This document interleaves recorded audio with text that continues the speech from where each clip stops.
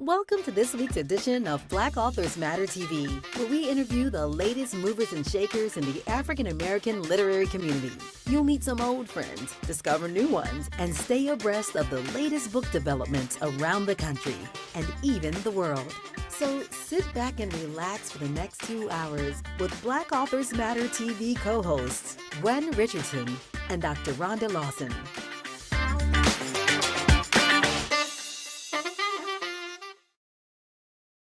Good evening. Welcome to the September 20th edition of Black Authors Matter TV. I'm Gwen Richardson, your host for tonight, along with my co-host, Dr. Rhonda Lawson. Good evening, everyone. Yeah, I was trying to copy that move you were doing at the beginning. I was jamming to the music, Well, welcome to the show, everybody. And we have another amazing show once again. Before we get started with the show, I just want to talk a little bit about the National Black Book Festival. It is imminent. It is coming, and it is going to be awesome. Our vendor space has been sold out for 3 months, and we have every day we get people calling wanting to participate, and I have to tell them about next year because we literally have no space left. The schedule, if you're interested in seeing the hour by hour schedule, it's on the website. Just go to nationalblackbookfestival.com, and it's at the very top. You just click it and you can see the hour by hour schedule. And we also have a promotional video that we're running on Facebook. It's getting a lot of views. So if you go to our Facebook page, National Black Book Festival, and then click videos, you'll be able to look at the promotional video. For those of you who want to attend one of our special events, we have 3 special events. The deadline for purchasing tickets is October 10th, but the festival itself is entirely free and open to the public, except for the 3 events we have where food is served. So you can come, you can go to the exhibits, the seminars, the featured author sessions, everything is free unless you eat. That's the way I tell people, it's free unless you eat. So that's it for the festival. You'll be seeing more if you get notifications on our Facebook page. We'll be posting photos of the participating authors for this year. So stay tuned for that. And we have 2 books to give away tonight. We're going to do that at the top of the show before we bring on our first guest. So the first book is called Someday Maybe by Onyi. I hate that one. Nwabineli. So I think I got it right. I can't. So anyway, this is the book. It's called. Oh, it's showing up different, I guess, because of the green on it. Yeah. Someday Maybe is the name of the book, and the question for this: Onyi, who is the author of this book, Onyi is her first name. She's a co-founder of one organization that supports survivors of sexual assault. So she founded an organization, she co-founded, name the organization, and you can get, this is a novel. So, and it comes out in October. So you'll be getting an advanced reading copy of this booklet to be released. And the second book is by,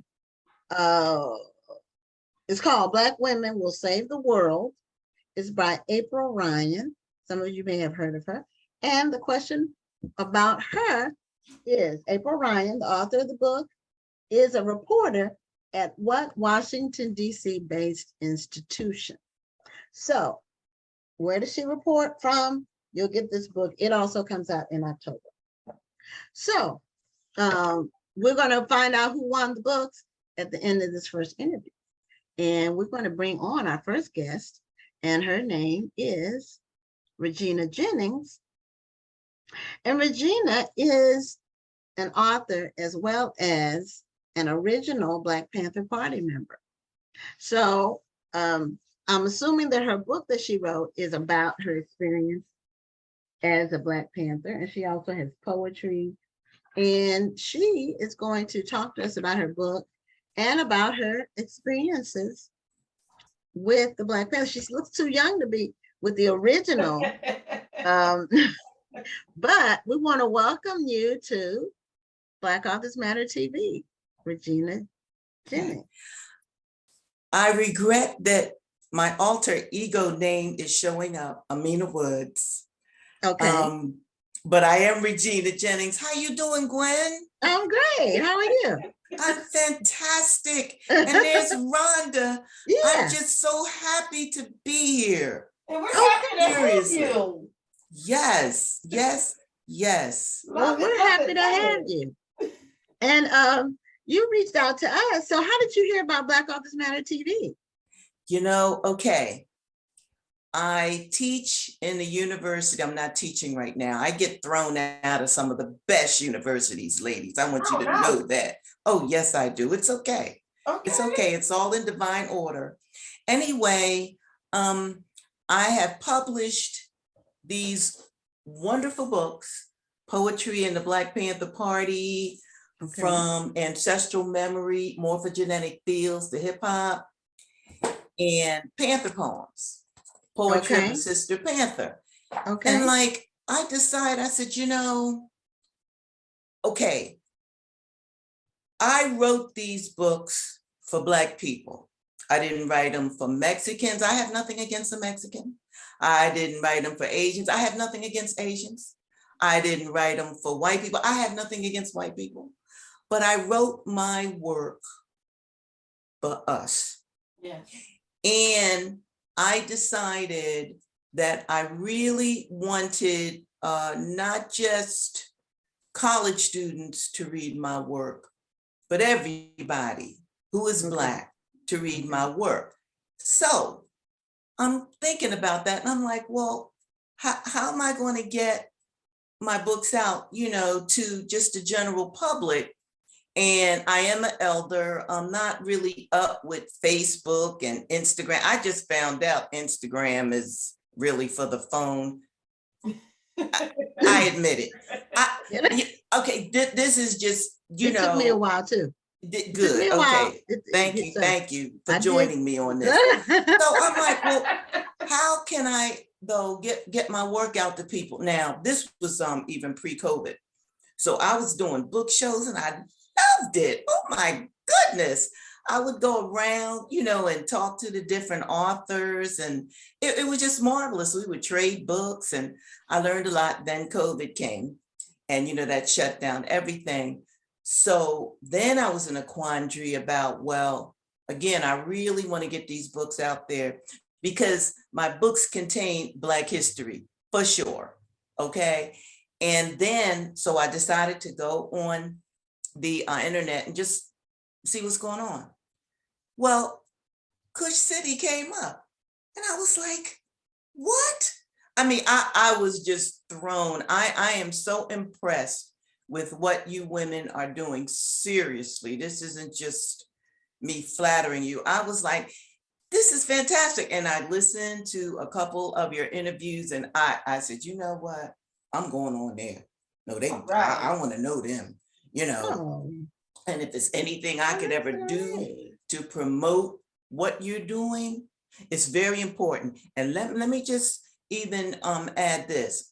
We have got to tell our own stories. Yes. Yeah. Because I am a professor. So I had to read a lot of literature written about us. Okay. And of course, about white people. And the disconnect between how a white scholar, not all of them, but enough of them, would write about Black people, Native American people, and I give homage to the Native American people because this was their land. Now that tells you about how the white mindset of manifest destiny works. All of us here, I'm in Philadelphia. I know you're in Houston, Gwen. Rhonda, I'm not sure. You in Houston too? I'm in the DC area. Okay, wherever we are, this was Native American land. Now, when the last time you seen some Native Americans? That tells you what this country has been about. Because not only did they clear away through genocide, it was just horrific. Because I read some of the narratives and these people were terrible. Okay, so they cleaned away, genocided the Red Nations, then built ships and went over to Africa and got us?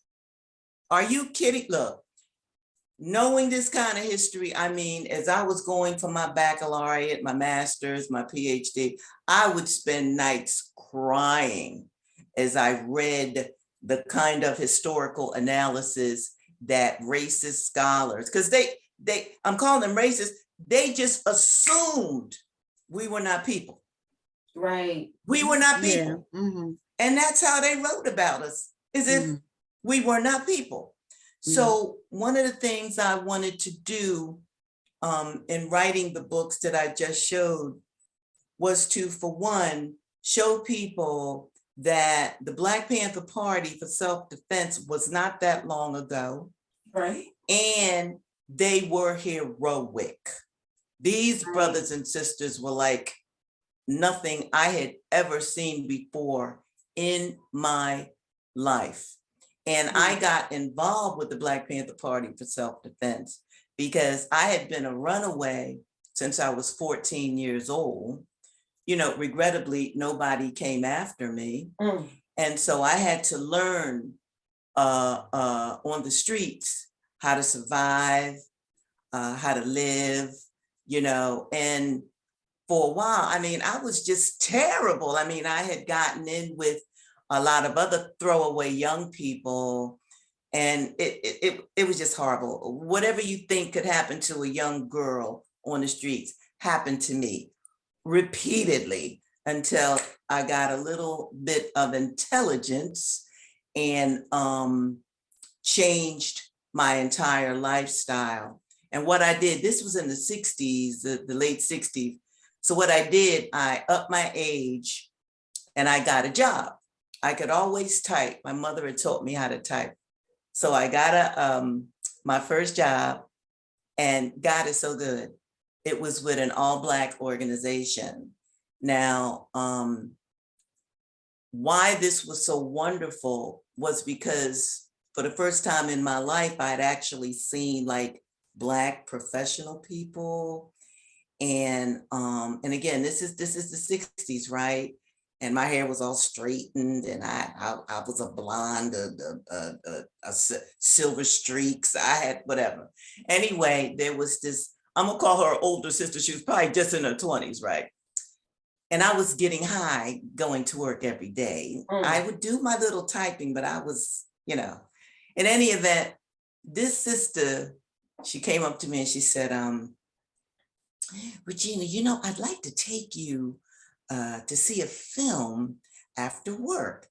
And I said, okay, that'd be nice, you know, because I thought she was a little nuts, by the way, because she had a fro, she had a little afro.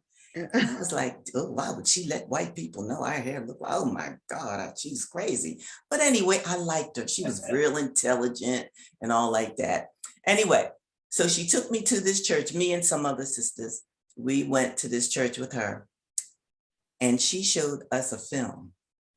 And the film was of these two brothers, Huey Newton and Bobby Seale. Okay. Oh, by the way, do y'all see my shirt? We see Okay, it. I just want the people to know, you know. I need that shirt while you're playing. So once I saw them, and remember I had been on my own for a long time, I knew that I wanted to be a part of that. I knew, don't ask me why I knew this, but I just felt that I needed to leave Philadelphia, go to Oakland, California, and join the Black Panther Party for self-defense. Crazy.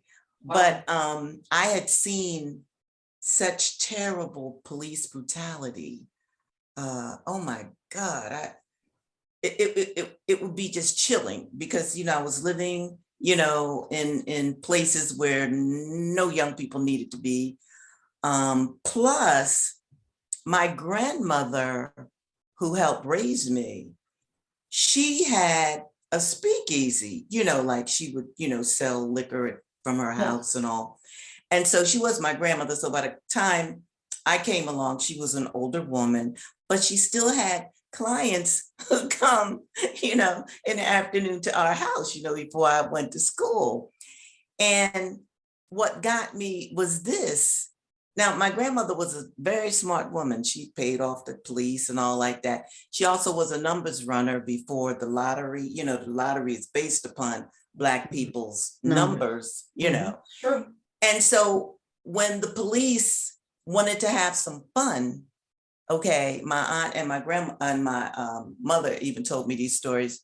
They would just bust in our house, our little teeny house, and just wreak havoc, you know, tear up everything and go upstairs and throw around my aunt and my mother's 90s, and, you know, and then they would just leave. So even from an early age, because I was about 3 or 4 then, I did not like the police at all. You know, I was frightened of them. I didn't know why they existed and this sort of thing. And later, when I was about, I guess, maybe 12 or 13, I'm playing out in the street with my friends and everything on Annan Street in South Philadelphia. And here come the cops. And they rode real fast up into the street and they grabbed my friend. Now, if he was out there playing with me, he could not have been, Lord have mercy, he couldn't have been but 12 or 13, 14 at the most. Mhm. They dragged I have a poem about that, but I'm gonna talk it out. I'm not gonna read the poem. Anyway, they dragged him in the alley and whipped my friend so bad. I was in trauma, truly. And then one jumped up and said, "Wait, boys, wait. The one I saw was bigger. Wait, boys, wait. We beat the wrong." And you know what word they use. So I'm still a youngster growing up. So by the time I saw Bobby Seale and Huey Newton in this newsreel film in this church, I said, you know what? I'm going to California. That's it. I got to find these brothers. That was your catalyst. That was it. And so all of these decades later, I wanted to do a tribute to Bobby Seale and Huey Newton. I wanted people to know that they weren't just brothers, and there were sisters in the party too, of course, you know that. Mm-hmm. Anyway, I wanted our people to know that they weren't just protectors of Black people. You know, they didn't just walk around with guns. You know, that is not what they did. They were poets. Now, who in the world knew that Huey Newton wrote poetry? And he did. And Bobby Seale wasn't a writer of poetry, but he was a performer of poetry. Okay, so what I did, I searched through as many newspapers as I could find, and I think your audience can see Bobby Seale is holding this newspaper. Yes. Okay. And I said, because they used to publish poetry in the Black Panther newspaper. So I wanted to present that to our people to give another image of the Black Panthers. And I wanted to do it in a educational, scholarly sort of way. So this is what I did in following Malcolm X. Malcolm X's dictum that we should link our history, no matter where we are as people of African descent, link our history to Africa. So what I did, I started studying poetry from Africa.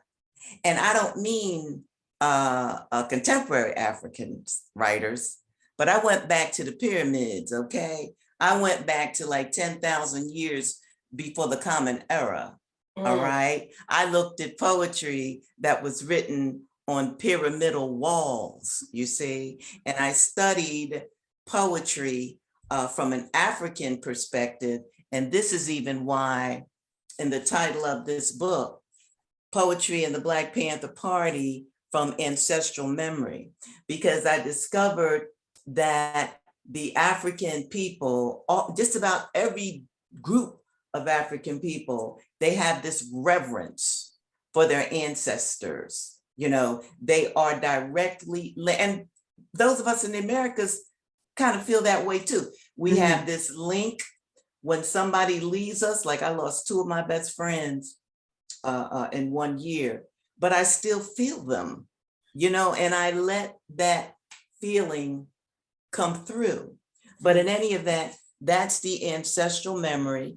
And then I wanted to compare ancestral memory with what Einstein discovered, you know, about matter equaling energy. Because you see, like I'm speaking to you 2 wonderful ladies right now, and I'm emitting a kind of energy that both of you are picking up, okay? Because words can either kill you or love you. Yeah. Now there's an in-between, of course, but what I found with ancient Africans, they knew that language had power. They knew it. And when they even wrote on the pyramidal walls, they had some of it was called Medu-Neter. The Greeks called it hieroglyphics. We know it as hieroglyphics. But anyway, their Medu-Neter, in fact, Medu-Neter means sacred symbols. Like writing wasn't just supposed to be some exercise that you did to just write something, you know. When you wrote something in the ancient of days in Africa, it was supposed to mean something. It was supposed to connect heaven to earth. Because the ancients, our ancient ancestors, they believed that that's where we came from. The sky, the stars, you see. And I've also seen this kind of connection in Native American literature too. I'm just throwing that in as an aside. So I'm looking at all of these sacred symbols, this Medu-Neter, and the oaths and the prayers and the poems and the hymns, and the fact that these ancient Africans believed that word power had a power. I wanted to compare that to Einstein's theory of energy and matter being interchangeable. And so I've been studying with physicists, because physicists have discovered all of us have cells inside of our body, protons, electrons, all of these names. But in any event, these physicists have noticed through their experiments that when you put cells in a certain environment that's healthy, oh, they flourish, they're happy. And I'm talking about human cells now. Oh, yes. They could be whatever you want them to be, you know. Stem cells could make leg tissue, arm tissue, whatever, they're fine. If you take cells and put them anywhere near poison, they go away. Now, this is just a cell, not the human. This is just cells. Then I started studying about the placebo effect, because the placebo effect, this is what medical doctors use when they want to test out certain medications. They will take 2 groups of people, right? Let's say they take Gwen and Rhonda. Well, both of you have some kind of malady, some kind of sickness. Okay. Well, I'm going to tell Gwen, okay, Gwen, take this pill. This is going to make you feel better. You take the pill.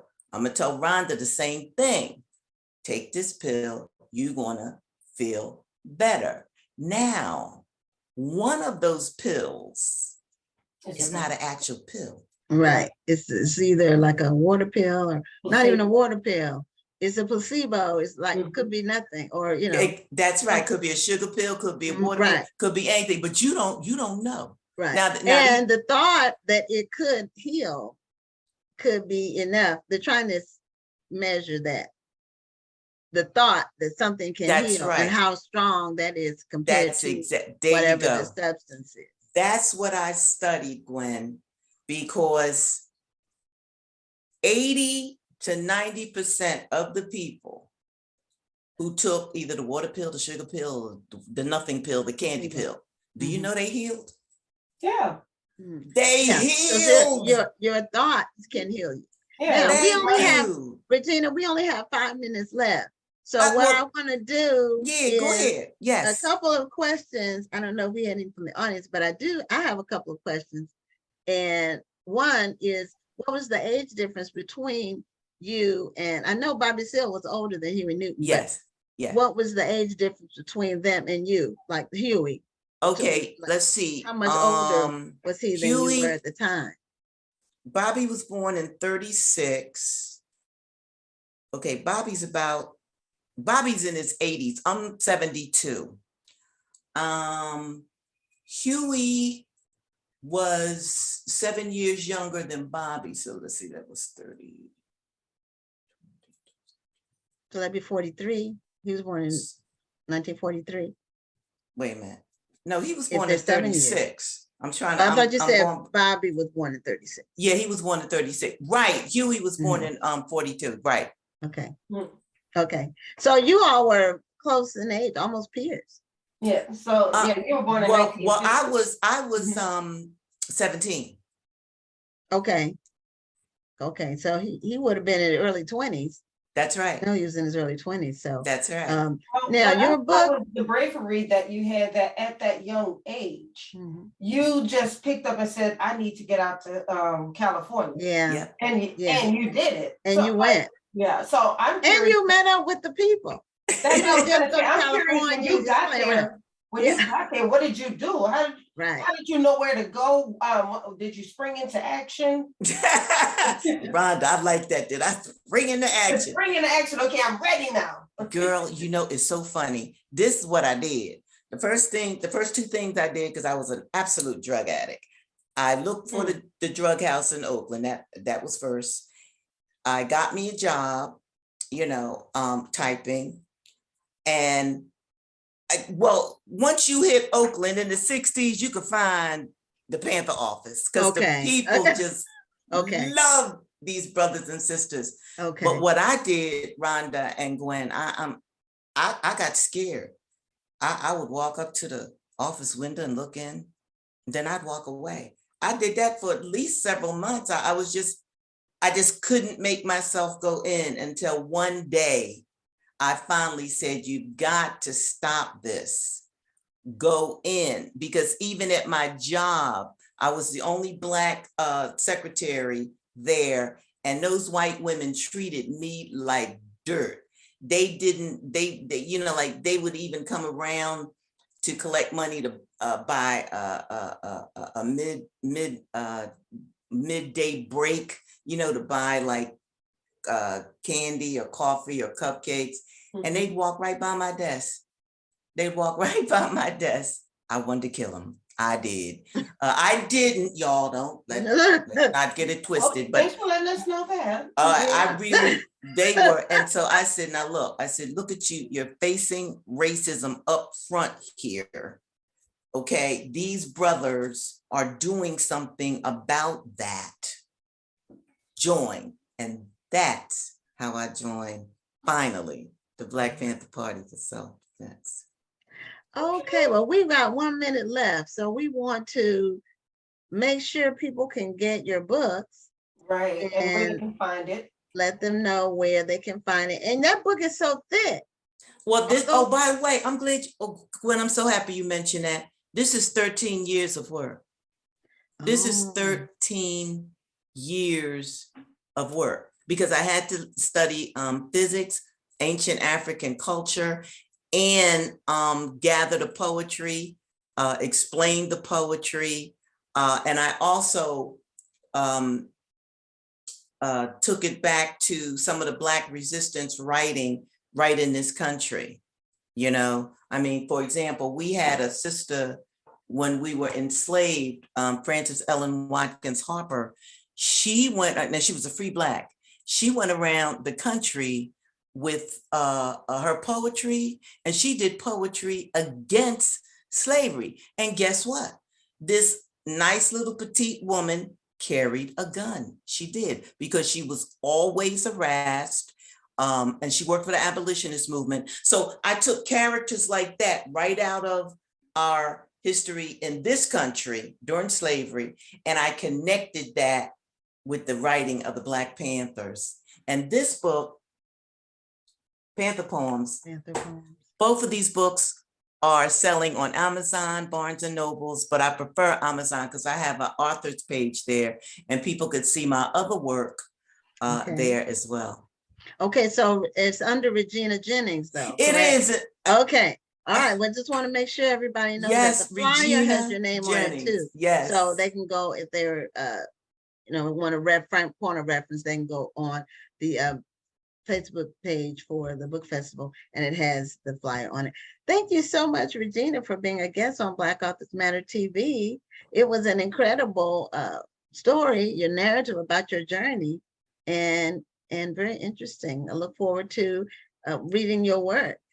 Thank you so much, Gwen. And I'm going to be advertising with you guys too. Well, yes, we ma'am. appreciate that. Thank you so much for the No, support. I am. I'm loving what you all are doing. I know we have to go. I just wanted to say I'm very proud of what you're doing. It's independent, it's Black, it's for us. You know, I'm going to be showcasing you two as well. We appreciate that. Thank you so much for the kind words. Yes. Thank you so much. Well, thank you. You have a great evening, and power to the people. Power to the people. Absolutely. Okay. All right. That was a fascinating narrative about just, you hear little snippets about Black Panthers, but unless you were there, it's right. Well, what I like is that a lot, people are still pushing the narrative that this was a militant group, and and people knew them for walking around with weapons and so forth. But I'm glad that she talked about what the Black Panther Party was really about. And it wasn't just about militancy. They were actually about empowerment. And I think more of our young people need to know that. Yeah, I agree. To get a whole picture. Okay, right. Before we bring on the next guest, do we have a winner for either of the books that we were going to be giving away tonight, which is Black Women Will Save the World. Okay. You're going to tell me who won. Okay, who won what? Stephanie, she won both of the books. Oh, Stephanie won both books. Stephanie back. She went on a vacation, but now she is back. Okay, well, Stephanie won both books, and Stephanie, your books will be on the way. So our next guest, we're having her on. We're first congratulating her for recently being, I guess she was elected to the position of president of the Black Caucus of the American Library Association. So she is also a librarian and herself, and she's an author as well. So we welcome Nichelle Hayes to Black Authors Matter TV. Hello. Thank you so much. I'm honored to be here. And we're honored to have you. Thank you so much for joining us tonight. Yeah, congratulations on you. It was an election, right? Or was it an appointment? Or it was an election. So with the Black Caucus for the American Library Association, you spend 2 years as vice president, and then after that 2 years, you become president. Oh, okay. All right. Well, congratulations on that. We read the article about you announcing your elevation to the president's position. So I thought it would be great to have you on the show, because we've had at least one other person from the ALA, the Black Caucus of the ALA. I don't think it was an officer, might have been a board member. But we've had librarians on before, and we know how important it is, the role that librarians play in helping to get Black literature in the hands of people. It doesn't have to be Black people necessarily, because all people need to read our literature so they can learn something. Most definitely. So tell us about your tenure, just your experience with the Black Caucus of the ALA. What does the Black Caucus do, and how long have you been with the ALA? And then what are some of your goals as president, as the newly elected president? So I've been a member of the Black Caucus for the American Library Association since I was in library school. So over 10 years. And so I came on as a student member and was able to soak up a lot of information, learn from others. One of my mentors, Marcia Smith Woodard, encouraged me to join BCALA because it was something that she thought was very, very important. And so it's professionals that are doing the work that you're also doing. They understand the challenges because librarianship is a predominantly white, female dominated profession with white men at the head of it predominantly. And so that does make it an extra challenge. But what we're trying to do is to really open a tent for different people in the community that we serve. So we're trying to have books and programs and exhibits and databases for people who are trying to learn more about the African diaspora or people that are even from the African diaspora. And so the Black Caucus, we're trying to encourage people to come into the profession and then also advocate for, books and other means of communication. I really feel like that librarianship is a misunderstood field. People think that the librarian is just the lady who sits in the library and waits for you to check out a book. They don't realize how much more that goes into it. So can you talk a bit about the field? Because whenever I talk to a librarian, they always mention the importance of more African Americans getting into being a librarian and how important librarianship is. So I'd like to hear your words on that. Sure, I'd love to cover that. And you're right. Most of the time when you tell people you're a librarian, they say, "Oh, you sit around and you read books all day." And I wish that was the case, but that's not actually what we do. So we answer reference questions. So there's a saying that says, if you want a lot of answers, go to the internet. But if you want the right answer, go to a librarian. So we're information professionals. We know how to go to the correct sources to get the correct answer for what you're looking for. We also curate the collection, meaning we select the books. We determine what is needed for different grade levels when you're looking at juvenile books or if you're in a school system, things for adults, different genres. We also work on managing people, managing the space, creating programs, creating exhibits. So there's a wide range of work that we do, and it's really, really exciting. And really, information is so important and powerful. We know that the people will perish for a lack of knowledge. And so librarianship really opens that up to you, for you to have a real understanding of the different modes of information and where you can get that. So most of your libraries in your cities, they have databases on any number of things. So instead of just doing a random search on the internet, why not use your library card because it's free? And go to those databases and get things that have been curated and peer reviewed and are accurate. So instead of forwarding a text that you're getting from a random person from some random website, why not go somewhere where the information is accurate? Absolutely. Yes, a lot of people think one, if they saw it on the internet, it's true. That's not true. And if they saw it on Wikipedia, it's factual. And that's not true either. Some things on Wikipedia are true, but there's some things that aren't true, or they're out of context, or they're outdated. Because Wikipedia is sort of managed by the people who use it. Anybody can add something on there. So it's not, you can't depend on it for accuracy. I would have to agree with you there. It's catch as catch can. You can find some really good resources and find some really not good resources. So why not go to something that you already know is factual and accurate? Absolutely.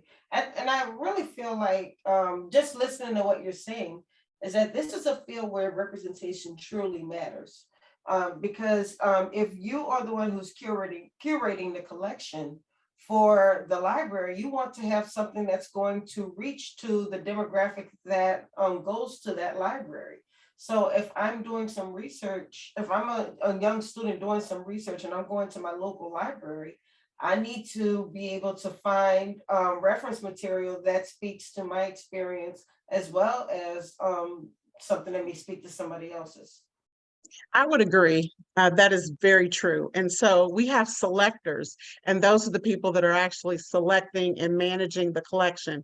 And they have a lot of power, and we have to make sure that they have a lived experience, that they are learning about other groups and cultures. And I would say also, it's important for us to put some pressure on publishers and booksellers, because you can't even find the book if it hasn't been published.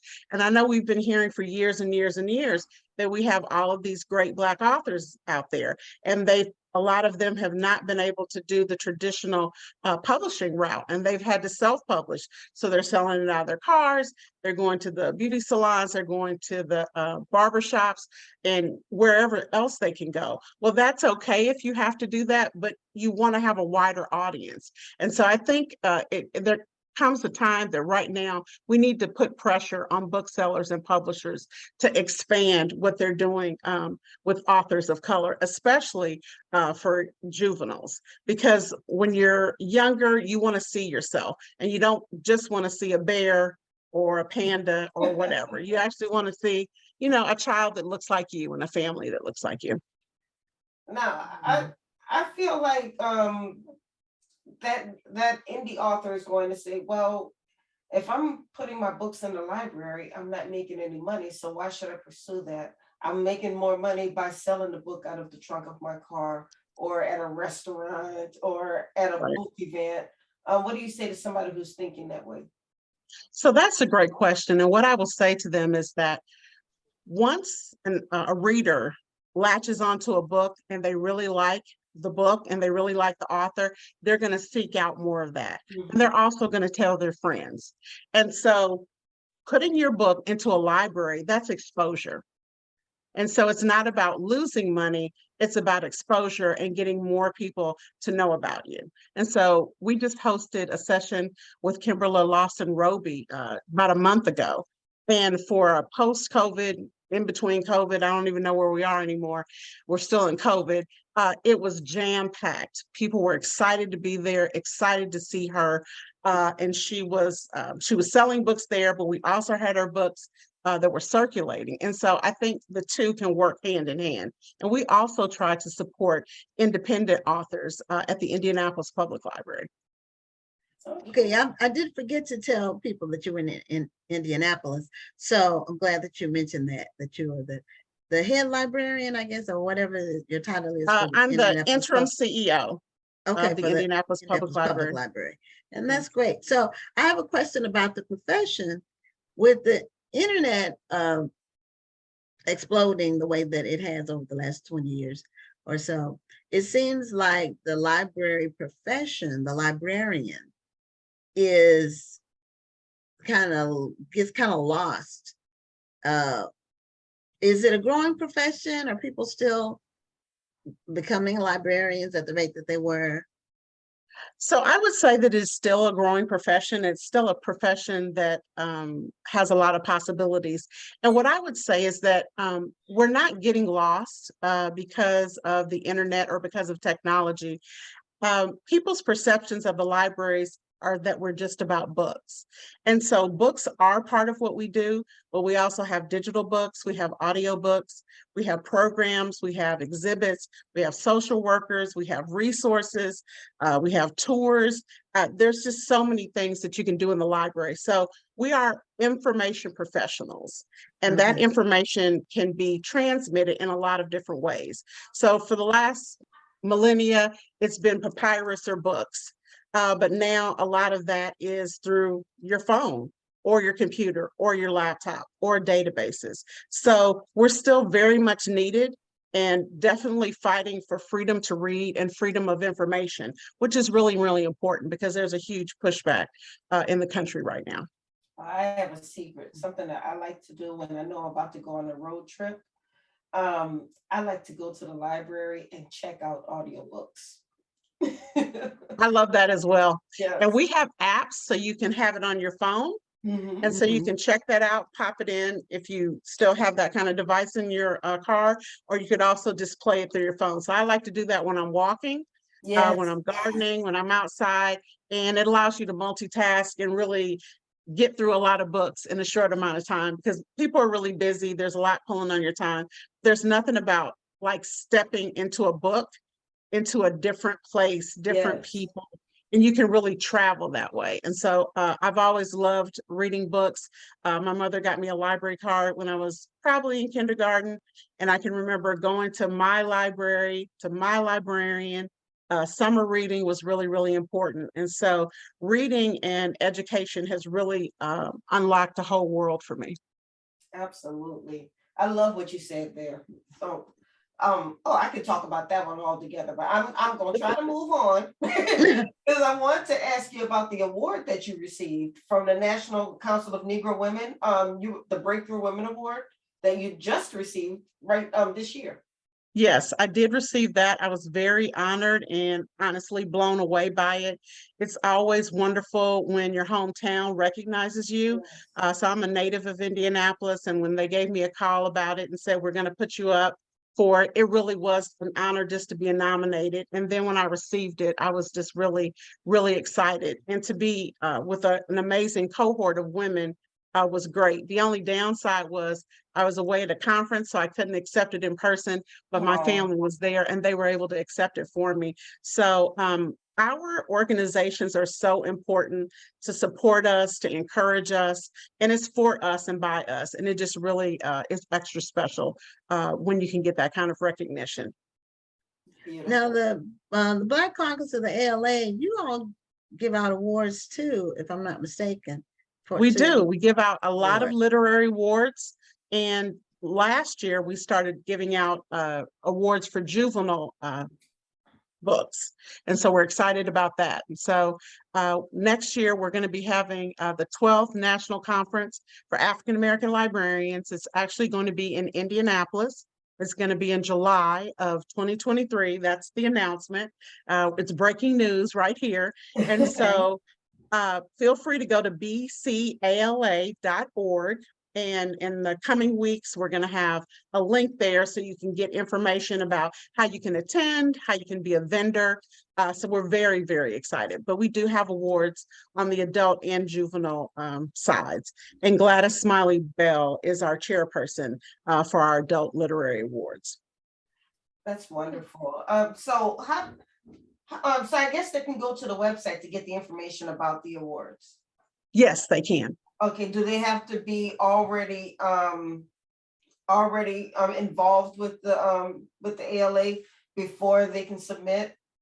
No, they don't. And so there's a whole criteria on how you can submit your books, but you don't have to be a part of BCALA to have your book submitted. So it is open.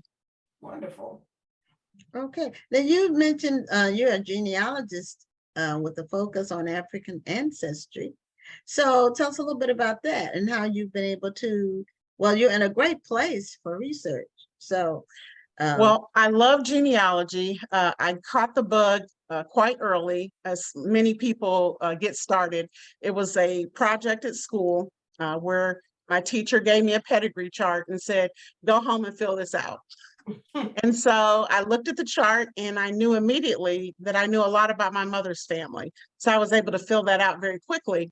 But then when I looked at my dad's side, I was like, I don't really know as much. And that's the first time I realized that you have a maternal mother and a paternal father's side. I just had everybody in one big bucket. They were all just the family.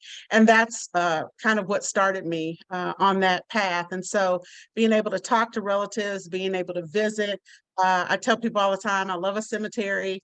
I love looking at headstones. I love reading obituaries. You can get so much information from them. A lot of times they're the best fiction you've ever seen in your life, but information nonetheless. And so just talking to people, keeping families together. And so I have a blog. And so a lot of us are spread out. And so my siblings are spread out. And so we like to do things to stay together, have family reunions. We have a thread on Facebook. We have a thread on our phones. And it's just important just to keep that connection because family really is the bedrock. And the blog that you mentioned is called The Ties That Bind? Yes, the Ties That Bind.blog. And so I've been doing that for probably 5 or 6 years now. I kind of lost count, but it's been really enjoyable just to share some of the things that I found. My first big problem I was looking for is where my paternal grandmother was. I didn't know where she died. I didn't know how old she was or what location or what name she used. And it took years and years to find her. And I finally did. And a lot of times women are lost to history because they changed their name. So the average woman has That's three true. names in her lifetime. She has her birth name, her first husband, and then her second husband. And so it's very hard to keep that continuity when that happens. But I was able to find her. And now what I would like to do is actually visit that gravesite. And my hope is that there is a headstone there. So I love genealogy. That's what I would do for free. Talk about it all the time, have a lot of genealogy friends. And I just find it fascinating. I was just very excited about the 1950 census becoming available. So the census, they hold it back for 72 years for privacy's sake. And so we just were able to open up the 1950 census. So I was able to see my mother, a couple of aunts, my dad, and you just see where they were living, the neighborhoods, were they working at that time? There's just a lot of information you can get out of the census. So I just love genealogy. And we all have a family story. Well, there have been, all of these, there's been a big push toward young people wanting to find out their history. So, there have been things like Ancestry.com, 23andMe that people are using to try to reconnect with family. I actually had a friend of mine who found his long lost brother who wound up going to high school with me. All of a sudden he messages me like, hey, what do you know about so-and-so? I'm like, well, first of all, hi. And he's like, oh, I'm so sorry. He's like, hey, People get excited.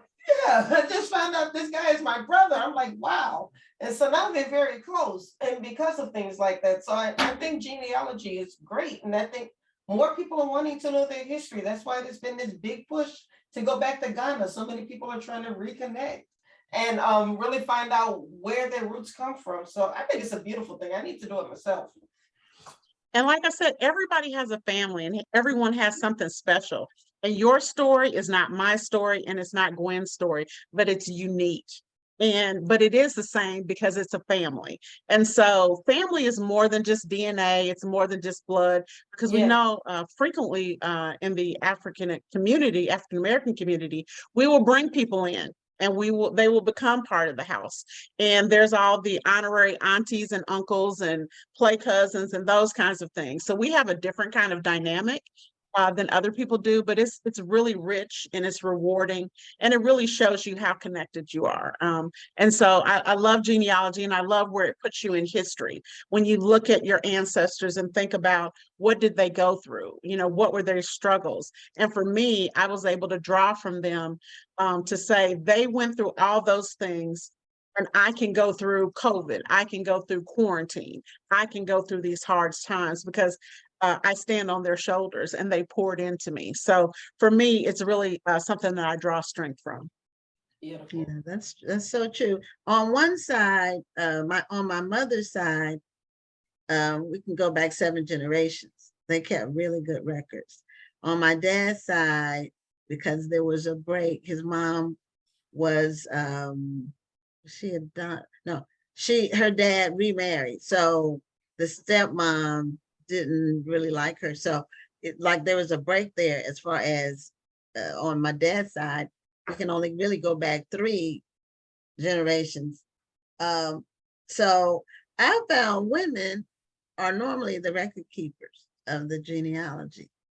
I mean, in general, it's generalization, but women really do keep the records. They keep the family Bible, or they keep a folder, or now it's, computers.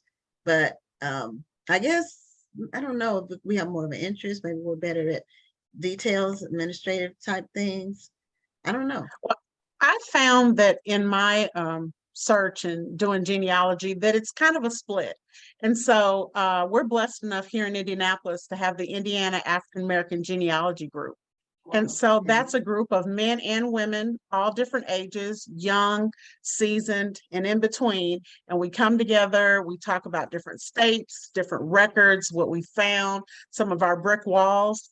And some of my closest friends are men and they are genealogists. And so I think it's a little bit of both when you really actually delve into the hobby, as it were. Okay, like for people who actually like do it all the time, Right. not just necessarily in your own family. Right. But I would encourage everyone to write down the information about their family. So we're making history right now. So the work that you all are doing on this platform, this is significant. So you should write this down, share this in different ways. Just try to preserve that, because someone, you know, in 5-10 years, they'll want to know about this and you'll want to share that. And you might not be here to tell them, but you want those records to be able to speak for you. So I like to encourage people to document things, you know, write down your family history, maybe stories, maybe it's recipes, maybe it's things that you do special around the holidays. Maybe your family has a particular dish or a dessert or something like that. Maybe there's one aunt that always makes whatever, or an uncle that barbecues and there's like this secret sauce. And, you know, they're just fun things that you can do to kind of bring the family together. So it's really exciting, and I find it really invigorating. Awesome. Yeah, well, thank you for your comments about the show. And, you know, we've actually had 2 experiences. The show is a little bit over 2 years old, but we've been consistent as far as every Tuesday we had the show, and we interview 4 people almost every time. We've had 2 people that we interviewed pass away, and we were the last interview they did, the last like interview they did since we've been doing the show. So when it happened, we replayed their interview. We have all of the shows that we've done, and I don't know how many shows we've had exactly, but you're too busy doing the work. Yeah, we are, well, I can find out, but our 400th guest will be on the October 11th show. We have congratulations, 400 guests on the October 11th show. So well, you're doing important work, and we appreciate it. Well, thank you. And before we run out of time totally, can you just give us a synopsis of your book that you I was going to ask you about that. Called The Black Librarian in Yes, America. and so I was one of 4 co-editors, and so we had Dr. Chandra Walker, Dr. Anna Ndumu, and Shantae Burns Simpson. So she was previous president for BCALA, and I served with her as VP. And so we edited a book, and this is the 4th in the series. So we have other books that BCALA has done. And so we're talking about a lot of things, the impact of the African diaspora, the impact of library schools, and the decrease in library schools at HBCUs, just a lot of different things. So if you want to learn more about librarianship, you can pick that book up. You can buy it wherever books are sold, and you can also check it out at a library. But it was a labor of love. We learned a lot by doing that, and it's just wonderful to be able to support other librarians and let them share their story. Awesome. We only have a couple minutes left, so just very quickly, if you can let us know where we can find this, the book, of course, and then where we might be able to find out more information on the BCALA and how to get involved in what you're doing. Sure. So you can do an internet search for the Black Librarian in America, and it is sold wherever books are sold, major booksellers. And then if you want to know more information about the Black Caucus for the American Library Association, you go to bcala.org. Feel free to check out our website and join. You don't have to be a librarian to join. You can join as a lover of libraries, as a lover of books. So we take all comers, and beyond mentorship and the professional aspects, BCALA is like a family, people that support you and come together and can mentor you. And so I'm really proud to be a part of this organization and now be at our 52nd year. So it's quite a blessing. Oh, wow. Very quick question. If an author who's listening to this tonight wants to get their book into the library, can they reach out to the BCALA? They can, and then they should also touch base with their local library and look for their selectors. Usually on the website, it suggest a book, and you can suggest your own book and start making those connections. Wonderful. Oh, okay. Listen, and somebody asked about DNA testing being an eye opener. Have you had your DNA tested? They wanted to know. That's interesting. My siblings and I were talking about that. My baby sister did it. I haven't. I'm not as concerned about DNA because for me, family is more than blood. It's nature and nurture. And so that's not something I'm as focused in. But I know a lot of people are really riveted by it. And with DNA, it opens up some challenges because every holiday you get a lot of matches because people are doing those things. And so a lot of things that were in the dark are now coming to light. That's all I'll say about that. Try to be careful. Well, thank you once again for being a part of the show tonight. We really enjoyed it. Thank you so much. Great information. Yeah, thank you so much. And congratulations again on being president. I appreciate that. Thanks a lot. Bye-bye. Bye-bye. Have a good night. Take care. Well, she got biblical at the end. What's done in the dark comes to light sooner or later. So, yes, she did. Yes, she did. So our next guest is Andre Stokes, and he has a children's book called Always a Great Day with Counselor Dre. He's a social work professional. And I don't know if this is his only book. That's a book he let listed, but he'll tell us if he has other books. And welcome to Black Authors Matter TV. Hey, good evening, good night, rather. Thank you for having me, Gwen and Rhonda. I really appreciate it. Bear with me with the time difference, the Eastern Time, Central Time. It's really good to be here. So thank you again for having me. This is my first and only book thus far. I do have a couple other projects in the works and coming down the pipeline pretty soon, and I'm pretty excited about that. So this first book we have, this is pretty much about counseling and how counseling is important for children, especially Black children within our Black community, and why it's important for them to be able to learn how beneficial it is to talk to people when they're experiencing different types of stress and negative feelings and trauma, first and foremost. What grade level are you? Are you a counselor in a school, or are you kind of an independent counselor, so to speak? I'm a counselor at a local human services agency that provides mental health and substance use counseling to children, adults, families, and I also work with some of the local courts as well.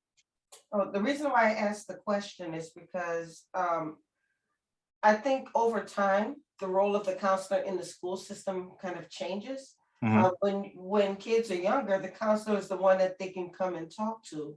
Yes. If they may be having trouble in class or what have you. But as they get older, the counselor becomes that person who kind of helps them navigate their schedules, it helps them get ready for graduation. And they're not really that person that they confide in.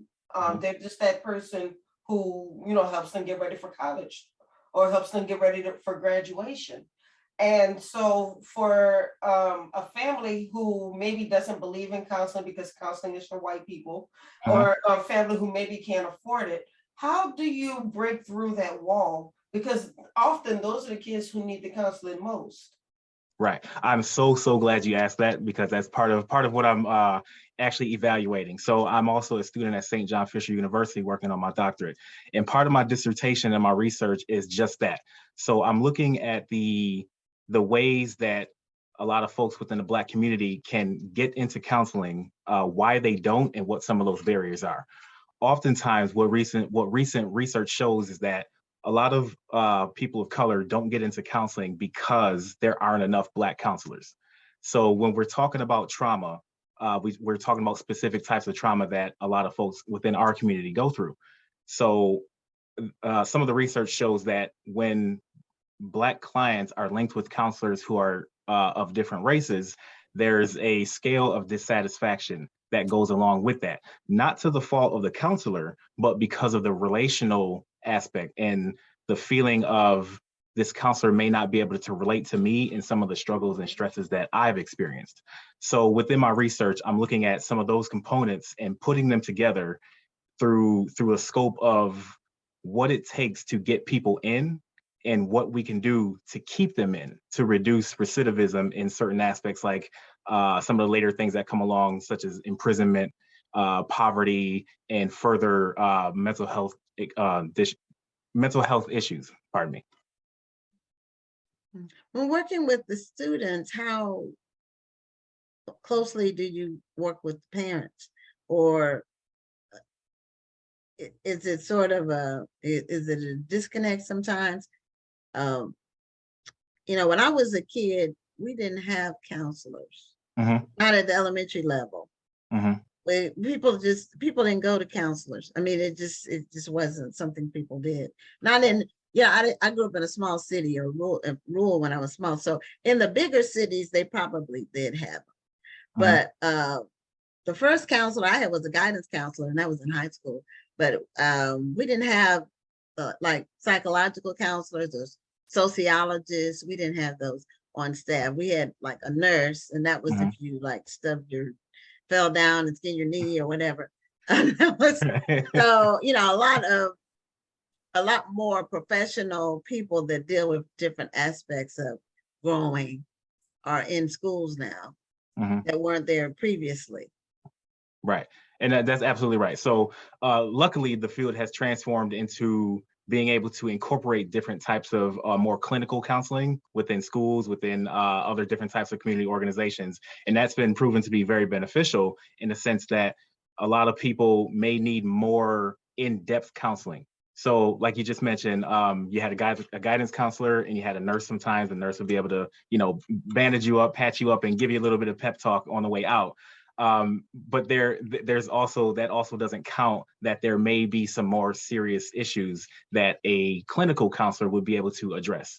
So moving into a deeper aspect of the field and spreading more counselors out into community organizations and schools and things like that, that's a fantastic direction that the field has moved into. And that's something that we're gonna see more of over the next 10, 20, 30 years.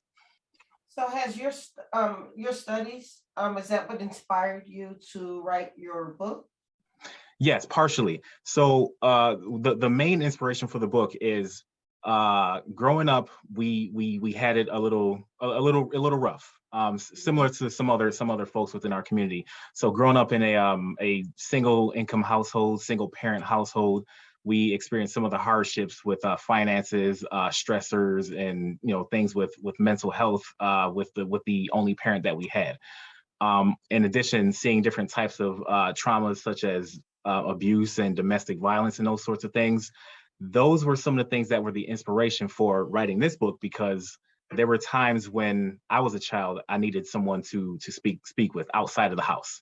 That wasn't always available. So now as a 37-year-old adult, I can see how I can be able to contribute to those sort of aspects. So within the field, I've been in this field, in the human services field, for approximately 12 years now. And I started out working with individuals with developmental disabilities. And within that work, I saw some of the traumas that a lot of the individuals I worked with experienced that were similar to mine. That started to spark a little bit of an interest in regards to how I can dig a little bit deeper.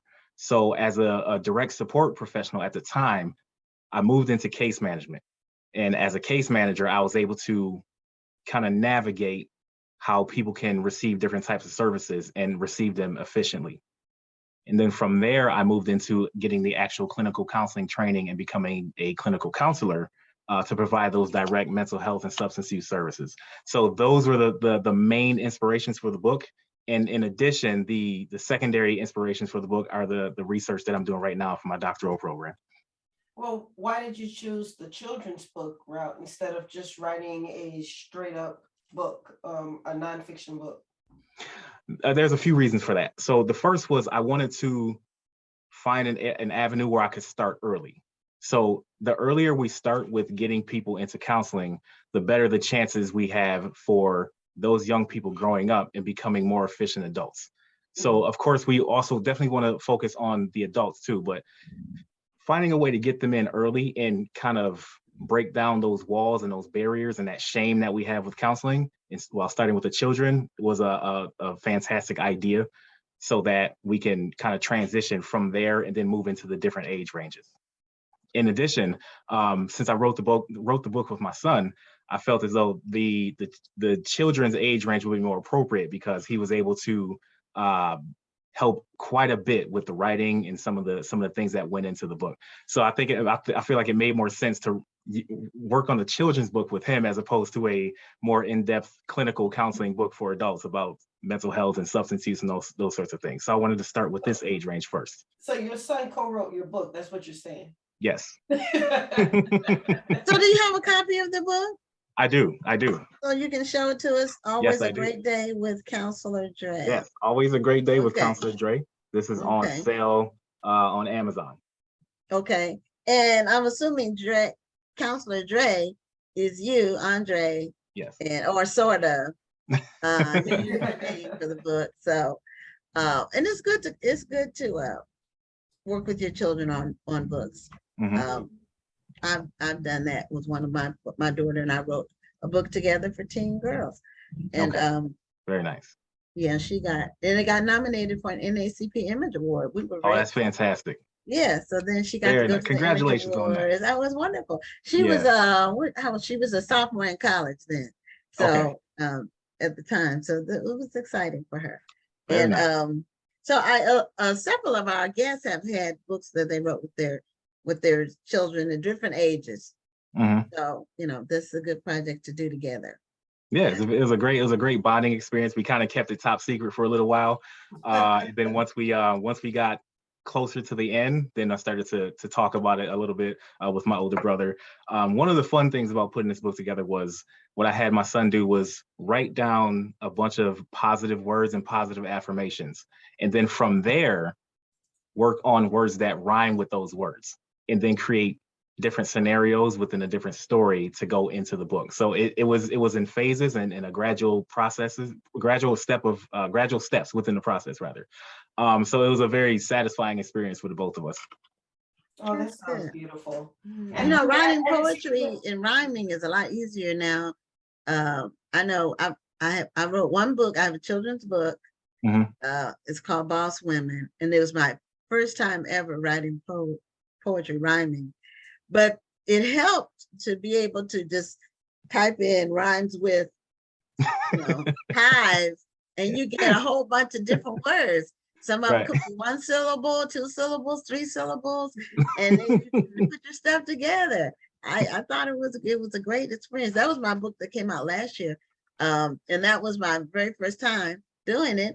And it was like a barrier. It's like, can I actually write a poem? Because I can see writing a book with your child though. It is a great bonding experience. I wrote a book with my daughter, and the experience was just fun. Be able to work together and collaborate. Yes. Like, okay, well, what happens next? And then she's all into it. Well, such and such is going to happen, and this is going to happen. So, did you kind of feel that, just kind of that bonding experience, just like, okay, what should we now? What should we do now? Do we have any more ideas? Oh, 100%. Yeah, we worked on it a few nights per week, and we made sure we took our time with it. And then as we were putting together the words, the rhyming and all those sorts of things, I was able to actually share a little bit more about my childhood with him, some of the things that he didn't know yet. So not only did we get to put the book together, he also got a chance to get a couple lessons in my history and figure out kind of where I came from and sometimes why I am the way I am. And it's because of some of the things that we've come up with. So it was a great experience and some definite solid bonding within that experience.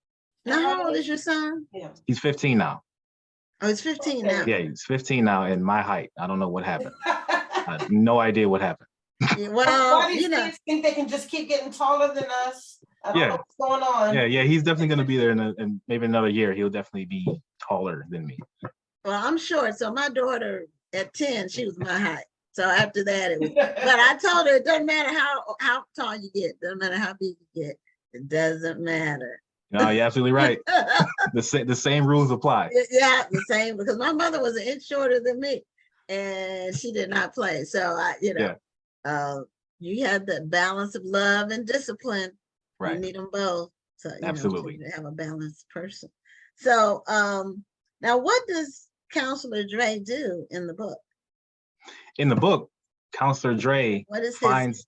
What is it? Is it one day that it's always a great day. So is it one day that it's like a day in the life of Counselor Dre, or is it some different situations, scenarios? How did you put the story together? Right. So it's definitely different scenarios and different situations. And part of the reason for that was it's kind of like a hidden underlying reason. So there are different situations and different days within the book, and that is a subtle hint at continuing counseling.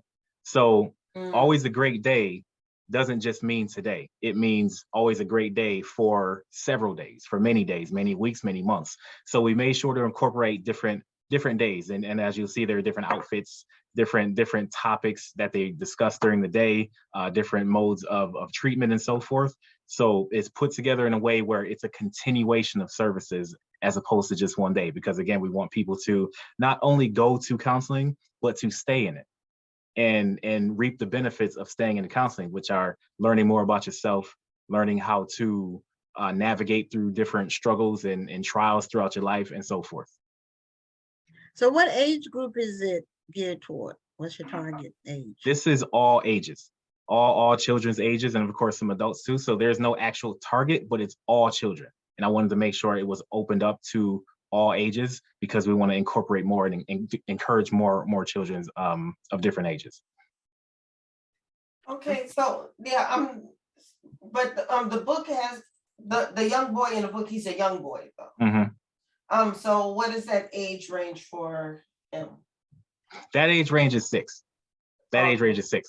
But we wanted to make, but that, of course, with the book being a children's book, we can go before that too. So it can't, of course, it can be read to children younger, or children younger can actually read it themselves as well. But that child in that book is 6. Okay. Yeah, teenagers, once kids get to a certain place, they feel like some things aren't for them. That's right. Why they have the different age categories. Because when they're in middle school, the kids' books, they feel like those aren't for them. Now, an adult will read a child's book and really gain something from it. But when you're a kid, you think this is just too, you're past that. You're growing up, and that's something that is no longer relevant for you. Don't I know it? Yeah. So, they get to a point where they're too cool for certain things. But then as they get older, they become less cool for those same things. Yeah, it's all of the getting wise, gaining wisdom. It takes a while. Right. It's like in a slow cooker. Absolutely. So I have a question about counseling children. Sure. When you work with children, do you find that and I guess it will vary from child to child, but do you find that if there's something they're dealing with, do they blurt it out? Do you have to sort of coax it out? Does it take many sessions to find out? And then what steps do you take when there's something? What powers do you have to change the situation, or to what powers do you have to fix it or change it or remedy it? Or so I'm asking you like 3 or 4 different questions. I got it. Yeah, I think you got the gist of where she was going. Yeah, I knew where you were going. I got okay. It. So that sometimes that depends on the history of the child. It also can sometimes depend on the race of the child. So this goes back to the doctoral research that I'm doing. So with folks in our Black community, we are less likely to reach out for help. It's kind of ingrained in us from our since childhood. So when we're less likely to reach out for help, when the children come in and talk to the counselors, they sometimes hold back because they've been trained to not disclose too much for the benefit of not having social services come in, for the benefit of not having child protective services come in, and all those sorts of things. So that oftentimes depends on the history of the child and what they're being taught at home. On the other hand, some children can just say the things that they're going through. Some children are a lot more free with some of their experiences, and that's always an interesting dynamic because you never know what you're going to get. You never know how long it's going to take for a child to become more comfortable to disclose certain things. And no two children are the same. Just because it may have worked with one child doesn't mean it'll work with the next. Exactly. So with the children who are less likely to disclose and be more open, it takes some time, and within that time, it's important to utilize different activities such as talking games, coloring, painting, and those sorts of things to get them more comfortable and to get them more in their element. When somebody is more in their element, they're going to be more able to tell you things that they probably would not have told you if the coloring books weren't out or if the action figures weren't out.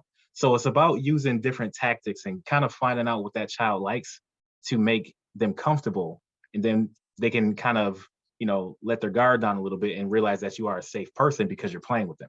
A lot of kids never had somebody to play with, actually. So playing with the children helps with the process quite a bit. I like that you said that, because I think often that we as adults feel like we shouldn't put ourselves in a child's place. I'm the adult, and then we start to try to assert ourselves, saying that I'm the adult and that child needs to listen to me. And I think sometimes when we take that attitude, the child just kind of shrinks away more. It doesn't inspire the child to open up. Right. And that's absolutely correct. So for me, I've always been a kid at heart. So I never really had those challenges within myself. But I do understand that a lot of other parents do.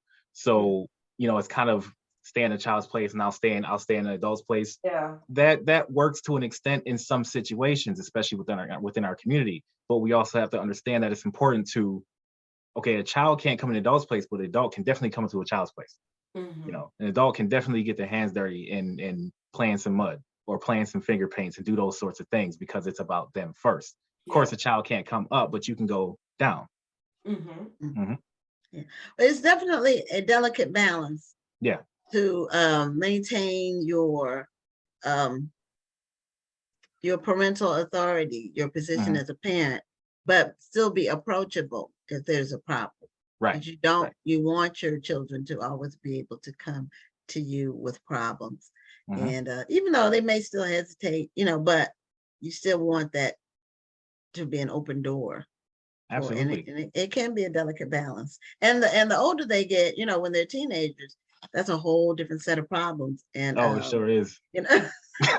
So you sure need to be watchful. You need to be approachable and watchful. You need to be paying attention.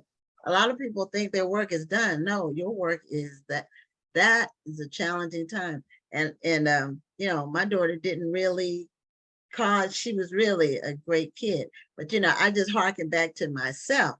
I gave my parents some real blues because I just was one of those kids that would try stuff. And some of it would work, some of it would be a disaster. And and my parents were very old school, so they normally would find out, not by me telling them, but by finding out somebody else telling them. People would tell on us when I was growing up. Somebody in the neighborhood could see you and tell your parents. I mean, they did it, and so we had.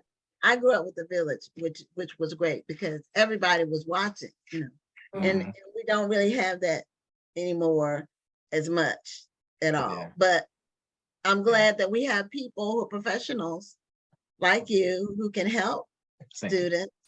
And it's important to be able to talk to somebody that you can relate to when you have issues. But in our community, the thing about home was what happens at home stays at home. That's exactly it. That's been passed down from generation to generation. Yep. And sometimes it needs to get out. There's some things that should be at home, but there's some things that need to get out. Absolutely. Yeah. What happens in the home stays in the home. What are your plans for the book right now? Are you trying to get into more of the schools? Yes, I have actually been in talks with a couple of the local schools, and we'll be distributing the books to a couple of schools in the city of Buffalo pretty soon. We're also been doing some tabling events at some of the local community events, and getting the books out, and as well as some other books that we've written to the community. So it's been moving along pretty well. We're gonna do our best to continue that momentum. And where are you located?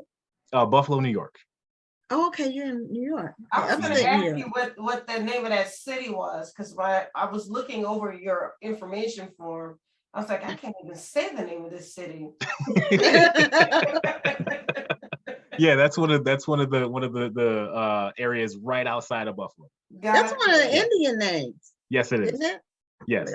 How's it pronounced? It's Cheektowaga. Okay, Cheektowaga. Okay, Yes. Cheektowaga. Cheektowaga. I like when I learn something new. Yeah. I should say Native American.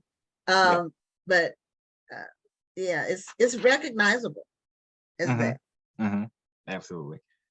So always a great day with Counselor Dre. What are your plans for your future plans? Are you planning on this being a series? Is this a one-time book?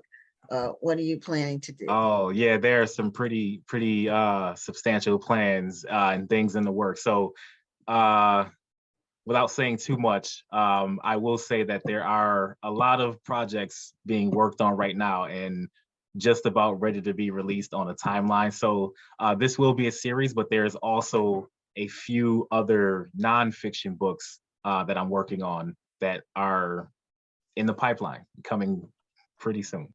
The nonfiction books, are those going to be geared more toward adults or more toward kids?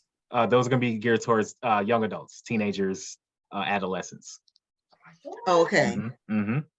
Okay, so you're going to be reaching people at different levels. If someone wanted to go into counseling, what's some advice that you would give them if they were thinking about doing that as a profession? I would say some of the advice that I give to a person who's interested in counseling would be to understand that you can ask for certain types of counselors before you even do an intake. So that's something that a lot of people don't know. If you can call an agency and you can request a Black male, and if they have one, they'll pair you with one. You can request a Hispanic female, and if they have one, they'll do their best to pair you with one, because when people come in, they want people to stay, and when you come in, you want to stay. You're gonna want to stay. So the best way to increase the chances of someone staying is to pair them with someone that they feel most comfortable with, and then they may be able to stay for 3, 4, 5, 6 sessions, maybe for a whole year. That's such a great point, because I think that's probably another reason why people don't stay. They don't feel that the counselor really connects with them. But at the same time, it sounds like the person who's requesting counseling should not be shy about saying what they want. And because I think sometimes we might feel like, oh, that's going to sound racist if I ask for a Black counselor. Maybe I shouldn't say anything. I don't want them to look at me funny. Yeah, that's absolutely. A lot of people get a little shy about asking for what they want in a counselor, and sometimes some people don't even know what they want in a counselor until they go in and see that it didn't work, and then they shy away from it and say, I'm never going back because it didn't work. So again, requesting the kind of counselor you're looking for, what they specialize in, maybe what they look like, the gender, race, age, those sorts of things. I would say lay that out on the table, and then let the agency find someone that meets your criteria. That's awesome. Great advice. Thank you for that. Yeah, and also finally, people can utilize counseling at any age. Any age. It's not something that you should shy away from. If you feel like it will be helpful to you, it doesn't matter how old you are, because we all need help from time to time. Right, all of us. We're only human. Yeah, we're only human. We go through it sometimes. Right, and that's okay. So tell people where they can get a copy of your book, and show us the cover again, so it'll be familiar to people. Always a great day with Counselor Dre. All right, always a great day with Counselor Dre. This book can be found on Amazon. You can search in the title or my name and the book will come right up. Just search it, 2-day shipping, and it'll get to you. Okay. Well, thank you very much for joining us tonight. Thank you for having me. This was a pleasure. Very insightful conversation. Thank you. I appreciate being here. Okay. You have a great evening. You do as well. All right. You take care. Right. Have a great night. Bye. Okay. So that was our counselor for this week. And we have our final guest tonight. I think it's great that people have options that they used to not have, and that's always a great development. Our final guest is a bookstore owner, but he's interesting. His concept is different in that his bookstore is geared toward children, and it's called I See Me, EYE. See Me is an African-American children's bookstore, and he is based in University City, Missouri, which is near, he'll tell us, but we welcome Jeffrey Blair to Black Authors Matter TV. Hey, hello, how you doing? Can you guys hear me okay? We see you great. Great. Great. And a nice background you have. I love it. I like the pictures and the book cover. Yeah. The poster. Beautiful. Thank you. Oh, and we're University City is right outside of St. Louis. So okay. The suburb of St. Louis, yeah. Okay. Yeah. Well, tell us about I See Me, your vision, and what was the impetus for opening the store? Sure. And how long have you been open? I know it's been several years. Yeah. So the concept of I See Me is probably about 10, 11 years. And it was myself and my wife. And it really started with raising our 4 children. And in raising them, we just found it incredibly difficult to find books which reflected the beauty of who they are and the beauty of their legacy as Black children. And so we went, to, like most African-American parents, we try our best to go where we can to find books that did that, and to fill their lives with that and things like that. And so we did the best that we could. And we also, at times when we couldn't find a book that fit something, my wife actually wrote a couple books. So she wrote a couple children's books as well to sort of fill maybe books we couldn't find in a particular topic. And again, ideas, somehow innately we knew that we just wanted them to really be filled with the love and pride about themselves. And so when they, for a portion of their schooling, and that's another story, we actually had homeschooled them for a little bit. But at elementary school, when they entered middle school, we let them go back to school. And when they went to school, they did just extremely well. They were at the tops of their class and always had honors, things like that. And they went to a predominantly white school. And a lot of times that's not the case, right? There's usually this thing called the achievement gap that happens. And so they were just different in that way. And even when they went to school, they would ask the librarian for books because there weren't a lot of books there that reflected them, and they would make special, arrangements. I had a great librarian that would do that for them. So just along the way, parents would ask us like, wow, our teachers as well, your children are doing quite well. What is it that you did? Did you do a lot of tutoring? And it was like, no, it wasn't tutoring. It's just that, we just, at the foundational level, we just gave them a sense of who they are and the great legacy that they come from. And from that, they were able to be self-motivated about learning and just never really saw any boundaries about where they could be or kind of, where they belong. So they felt comfortable in their skin. And so they did quite well. So it was out of that experience that we would try to work with the schools and say, hey, we think you should add more diversity to your curriculum. We think you need to add more diversity to your libraries, to your books. And, they were very nicely, not necessarily say no, but they didn't really do much about it.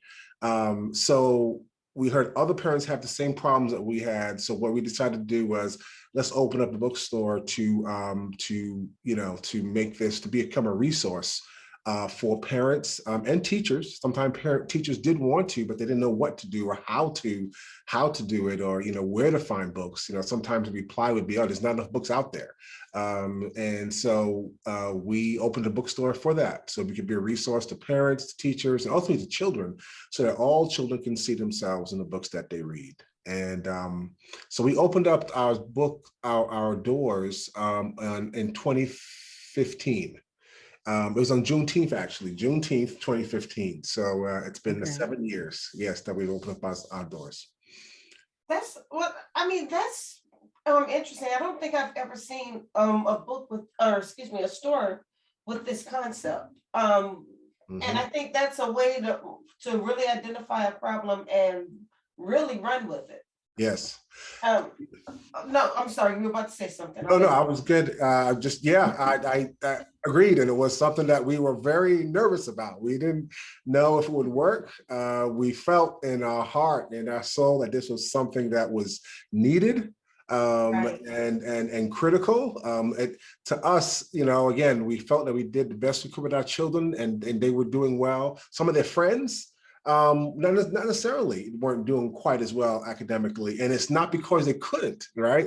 We could see that. It's because somehow they were socialized to think, again, being smart is not a Black thing, or it just was just terrible to see. I'm like, somebody need to do something about this. This is sometimes it's a Black thing. They may see other Black children who are smart, but they may have been beaten up mentally for so long where they don't think that they can do it, or they don't think that it's possible. Or I remember there was an episode of Good Times when Michael said, "Hey, maybe I could be the first Black president."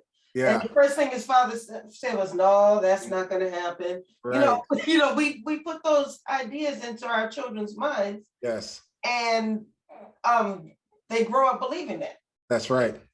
And it's so, and we saw that we can't still see that, and so that's why we just thought it's so important. And this is an age of Amazon and everybody. No one's said nobody reads books anymore, and so it's like it felt like it was an uphill battle, and it was when we first opened, and that's not our background. Myself, I'm undergrad in computer science, and an attorney, and my wife was in banking, and so none of us had that background. So we were like, but still, we just felt it was just so important. We had to give it our best shot and give it a try. So so glad we did, because 7 years later, wow, we really have. It's been quite a journey, and we really have felt that we've had quite a good effort. And really, the feeling when you get the phone call from a teacher or from a parent, and they tell you the story about a book that they bought in your store had in their lives, and how I remember there's one gentleman who he said he was sitting with his daughter, and they were watching a TV, and it was a Black family, and a white princess had come on the television, some cartoon. And she said, "Daddy, can I be a princess?" And he remembered that he had a book from ICME that had Black princesses in it. And so he turned the TV off and opened the book and had a moment with her to really that's beautiful. Can come in all shades that you absolutely could. And that's priceless. That's like, that experience that, that she had, was going to hold on forever. And things like that can really, again, just take the shackles off of our children's minds of their ability and their potential, because they really are brilliant. And we want to do all we can to foster that and to feed that and let them know just how brilliant they really are. Now, how many titles did you carry at any given time, the average number of titles? So we have a physical brick and mortar bookstore, and we also have a website. And so we are, a full service bookstore. So we have access to tens of thousands of books. Any book that's out there we can buy. What we keep in the store, it's probably maybe around 3,000 titles that we keep in the store. Oh, that's wow. change. Oh yeah, oh That yes, is a lot. Yeah, huge. when people come in, they're like, "Oh, I didn't know there was so many." You didn't know. Yeah. Oh Wow, yeah. that's Oh great. yeah. Oh I yeah. was thinking in the hundreds, but Oh no, no, we that's keep a wonderful. lot, and I mean, that was over time. We started out Yeah, with it's over time because some of the 20, titles and then we are grew new, over time. and then when new things come out, then you add. Absolutely, absolutely, and and then catering to our audience as well. So another thing is a lot of people when we say, oh, Black books, they're thinking really one dimensional. They're thinking civil rights, right? That's the only Yeah. Or slavery. yeah. You're right. I was exactly in slavery. Yeah. I remember we do a lot of work with partnership with schools, and we were doing a book fair, and we were setting up for a book fair, and we could hear a couple students coming down the hall, and oh, book fair. And then they peeked their head in, and you could tell it wasn't enough time for me to really read the titles. They just saw a couple Black faces on the books, and they said, "Oh, civil rights," and they kept moving. and then I was like, "No, come back! We got, I mean, it's not just that. We got science fiction. We have graphics and anime. We have all types of things on money and on mysteries and just children and stories just being mischievous and growing up and all types, all genres we have, and so that's something that we try to educate people about, that it doesn't have to be about a social problem in order for it to be a Black book. There's so many things that are out there. Yeah, that's a shame that it's being in a box. It's being typecast. It's that same thing about a predictable outcome or predictable storyline. Right. And it makes it assumes we're one-dimensional, which no humans are, and so it's ridiculous. But it's ridiculous that that's still the case today. So I mean, yeah. it's We're trying to change that, and so it's ridiculous. Yeah, true. It is. It certainly is. So, So overcoming it though.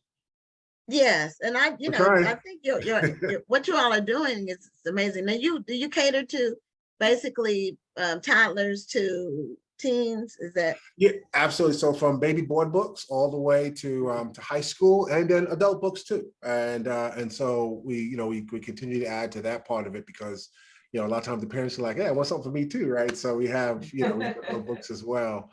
But our sweet spot is sort of in the elementary, middle school part as well, that we really do. Because what happens is, again, we go to schools a lot, and if you go to kindergarten, first grade, that age, you go in through story time or reading, all the children, doesn't matter demographics, Black kids, white kids, Asian, no matter what, they love books, they love you read to them, and they're into the story, and they're really identifying with it, their mouths are open, and as soon as you finish, the first thing they say is, read it again, they're into it. and so, but then sometimes the same children, if you go see them again in 5th grade, a lot of times you get the reply, "Oh, I don't like reading.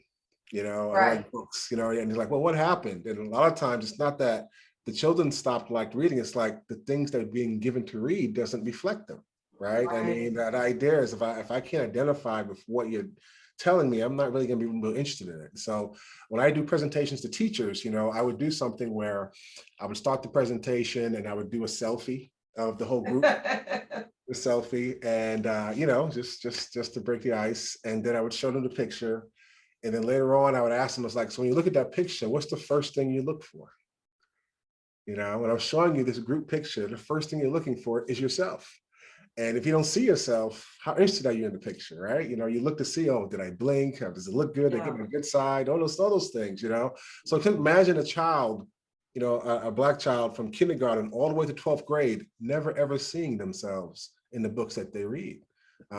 There's no wonder that they're disinterested or disconnected. And so, and the other sad part about it is that when they do find a book, it's just thought of as a Black book.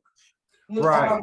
And a child of another race will not pick that book up because they just see it as a Black book. It's not considered just a normal part of literature. Yeah, yes, yeah, and we're changing that, and we are, and I have seen some changes with that. Like a lot of times, one of the things when we're helping teachers to understand, well, how do I add diversity? Is like, well, first of all, you don't have a Black section. You know, Right. you intertwine it and make it a book that's on the level of any other book, and like there's a couple titles that when the librarians would say when they would put it out there, all the children would jump to it, right? Black kids, white kids, all of them, because it's just a great story. It's a great hero. It's a great, so it reminds me of, when the movies that come out, Hidden Figures, right? That movie came out, and it talked about how, African-American women were the first computers in the space program. Like, who knew, right? And so sort of like that, when I would speak to some of the customers, some of the kids, Black or white kids, they're like, that was, that's just a beautiful thing to see. It's inspiring, no matter what it is, and no matter what race you are. And so I think not just telling that single story, I think, of just civil rights, I think helps all children to be able to see, beauty and inspiration in a diversity of heroes and of books and of titles. Absolutely. And now a lot of Black bookstores got a tremendous amount of support after the George Floyd incident, when people were starting to buy books. Yeah. They were interested in reading about us. Yeah. Or I'm just simplifying it, but that's right. So did you all experience that at your bookstore? Absolutely. That was that takes me back. Yeah, that was at a time when it was so needed, because everything was shut down and our store was closed, and so we're dependent on online sales. And yeah, there was a time where we thought like, hey, is this thing broken? Is this working? Because we just saw the sales just increase. It was just unprecedented. And so we're like, well, this is why we opened the doors, right? We wanted it to make sure. And to part of it was our education too, because our focus, as I told the story about our children, wasn't really thinking about a business. And then we're like, well, let's open this up because we think this is a value for our community. We want to make sure that African-American children could see themselves in the books that they read and really be inspired. But then, part of that journey too is that non-African Americans, as we talked about, also need to have the true story, right? They can't just be one-sided either, because that has a negative effects as well. And so a lot of our customers are not African American because they want to expose their children to diverse literature. And we saw that really super increase. Like that increase during that time was mostly non-African Americans. And they really wanted to dig deeper and have their children exposed to diverse literature. So that we saw that exponentially increase over that time. Yeah. Yeah, we heard that from many bookstores, because the show started in July of 2020. So it was during that time. Yeah, that's during that time. Yeah, when that was happening. Yeah, and what I said at the time, enjoy it, because this kind of thing never lasts. Right. It's not gonna last, but it's good to get a push. Sure. Anytime you're in a business, it's good when circumstances beyond your control benefit you in a positive way. Yeah, being in the right place. Sometimes they can be negative and go the other way. Beyond your control and go the other way. That's right. When sometimes the circumstances you don't have anything to do with, and it leads people to you, that's a good thing. Absolutely. And we do have some customers that are still from that time, right? Yeah. So that worked. That was good too. For that. And so a couple corporate customers, right? A couple corporate customers who, they I guess they were, pricked in the heart to really do something, and they had some community programs that they were doing, and they decided to use us as their books source. In order to do that. And they already sort of had a verbal agreement to work directly with a publisher, but they said, no, we want to go through a Black bookstore.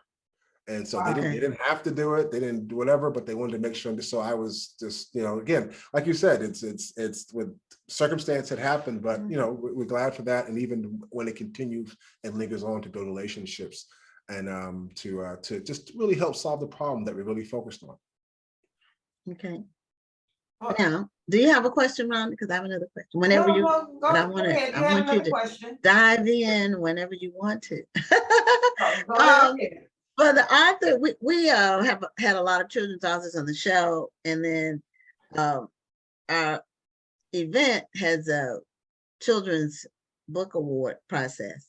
So we just recently established that this year, the Jerry Pinkney Children's Book Awards. Right. So if people were interested in getting their children's books in your store, do you work with self-published authors at all, or do you basically go through the traditional publishers, or how do you, if someone wanted to get their books or a book or books in your store, what process do you have for that? Yeah, we actually do a lot of promotions, and we do carry independent booksellers in our store.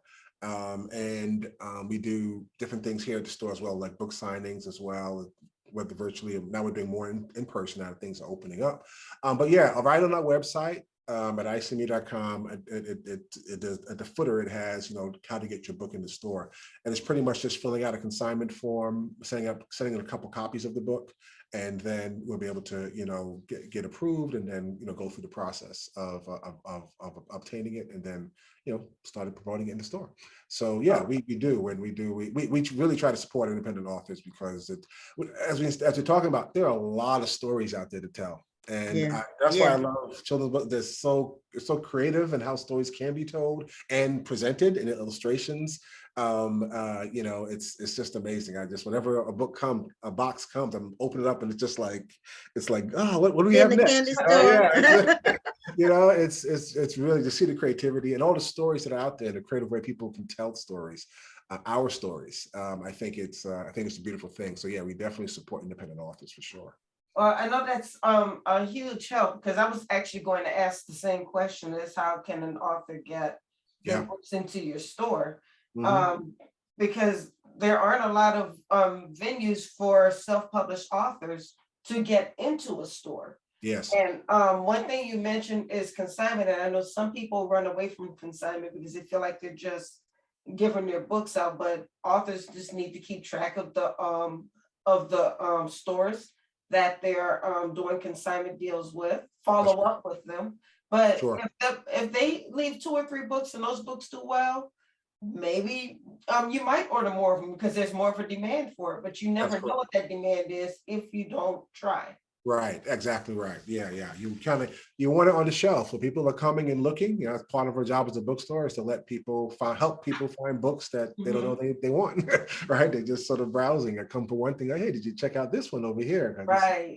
And so it's important to kind of, that's kind of how it works, you know. So so yeah, we do the standard consignment agreements that most bookstores do, and our thing is just to really help you know, independent authors, you know, get their stories out there, because we need more and more stories out there.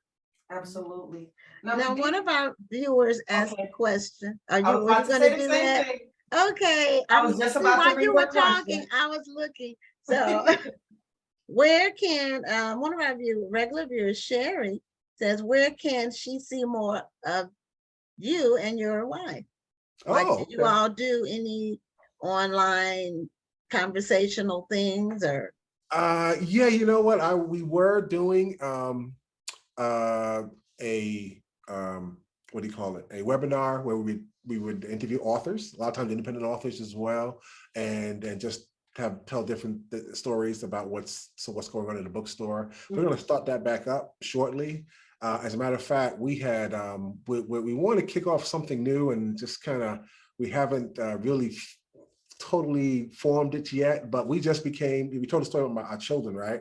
We just became empty nesters. The graduates from college, college. I remember those days. Yeah, so we're like, you know, we want to do a little bit more of telling our story, and a little bit more. So we actually are doing some traveling, and we just came back from Morocco and Spain. Oh, nice. We'll talk a little bit about the Moors and the things that we saw over there. So you kind of want to turn it into some type of platform to tell, you know, some of what we're doing, you know, and as empty nesters, as well as some of our history as well, because there's still a lot of history that we want to tell that's not there. A lot of times you talk about history or African American history, it starts at slavery, and we're like, well, our history goes way beyond that, right? Our history goes back to in the beginning, God created the heaven and the earth, right? And so there's a lot not told, and so it's exciting to kind of go and have a little bit of freedom to kind of go and travel and see it for ourselves, to come back and report about our vast history to our vast contributions to civilization. So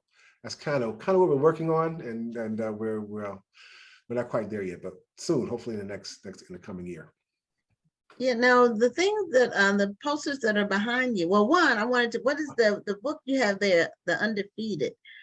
Who wrote that one? Oh, Kwame Alexander. Oh, okay. Yeah, and it's a picture book, and like the title speaks, the way it does tell about our history here.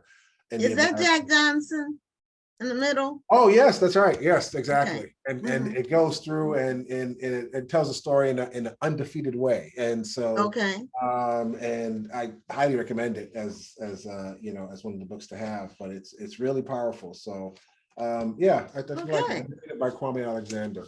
And then the posters you have behind you, the only one I recognize is Benjamin Banneker, but tell us about the other people. Sure. Yeah. So, and it's interesting because when we first started, if I could take you out to the store and see, we have a whole bunch of posters hanging down from the ceiling. Out with posters, because again, the idea is we want to map out. I see me. Yeah. Exactly. Yes. There you go. So Patricia Bath, and so these are pretty much inventors. Patricia Bath. She, if anyone has had or have a parent or who had cataract surgery, the procedure for cataract surgery was patented by a Black woman, Dr. Patricia Bath.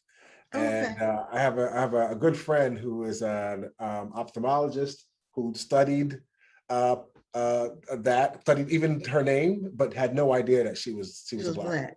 Yeah, so Patricia Bath. Mark Dean, he's one of the original individuals that worked at IBM. That helped patent the IBM PC. And he holds about, I forget how many there are, but about 7 of the patents for the IBM PC. So we all have computers that we're working on. No idea that, again, we have contributed in a significant way. So Mark Dean is one of them. I just said Benjamin Banneker and many things that he did, especially during the foundations of this country. And then Katherine Johnson. She was one of the hidden figures. That's right, Katherine Johnson. Exactly right. Yeah, so we know her story now. But it's that's just a few, right? There's so many more, but it's just our children just we need to know. we do, because it's interesting. The hidden figures, that whole situation with those people, that was happening in my hometown. Oh, really? Oh, when I was a kid, I didn't know anything about those people. I didn't know. My first hearing about it was the movie. Oh, wow. Then I said, when I saw where they were from, I said, what? Right now, it wasn't one thing. The Black community, I grew up in Newport News, Virginia. So they were more in what we used to call North Newport News, which was more of it's like a suburb, but within it, it wasn't like in the Black neighborhood I grew up in, even though, we were more in the city and they were like north. Right. But it was still within like a 10-mile radius. Wow. And we had NASA because we went to trips to NASA, like field trips to NASA when I was a kid. Yes. But I didn't know anything about this was going on with it. So this was clearly hidden. It was clearly hidden. For sure. Absolutely. I didn't know anything about these. Well, I think that's the most intriguing thing about history. When you're reading over something, you're like, whoa, I was there when that happened. Right. It's true. Things can be happening all around you and you don't even know that they're happening. Last year, we at the bookstore and a youth group that we work with went down to Tulsa, Oklahoma, for the 100th anniversary of Black Wall Street. Right. And we went there and we created like a little small documentary on it and talked to some of the residents there. And the same thing you just saying, they're saying, I was born and raised here. I've never heard about this. This wasn't something that was really spoken about. Right. And that's on both sides, the Black and white community.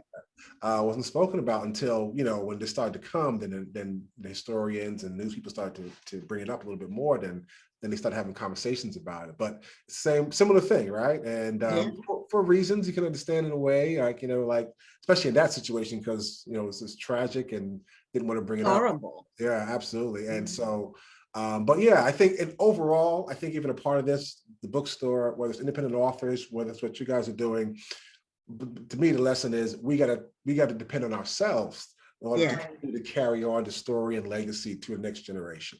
No one else is going to do it for us. And if they do, it's not going to be. Oh yeah, you don't. Let's put it this way: you don't want them to do it for you because it's not going to be the way you want. No, it's not. It's going to be a distortion at best.